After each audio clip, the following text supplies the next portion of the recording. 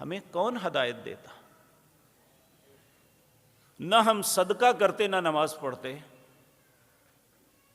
تو اس کا مطلب یہ ہے کہ اللہ ہی کی وجہ سے ہم قائم ہیں۔ پیارے نبی جناب محمد الرسول اللہ صلی اللہ علیہ وسلم نے فرمایا اللہ سے بڑھ کے حوصلہ کسی کا نہیں ہے۔ آپ نے فرمایا اللہ رب العزت افسوس کے ساتھ کہتے ہیں ابن آدم مجھے جھوٹا کہتا ہے، حالانکہ اس کے لیے لائق نہیں ہے۔ صحابہ نے تعجب سے کہا یا رسول اللہ صلی اللہ علیہ وسلم ایسا کیسے ہو سکتا ہے کوئی بندہ کہے کہ اللہ جھوٹ بولتے ہیں، نعوذ باللہ۔ کہا اللہ نے فرمایا کہ وہ کہتا ہے کہ مجھے دوبارہ نہیں اٹھایا جائے گا، جبکہ دوبارہ اٹھانا پہلی دفعہ پیدا کرنے سے مشکل نہیں ہے میرے لیے۔ یہ دراصل انسان ابن آدم مجھے جھٹلا رہا ہے۔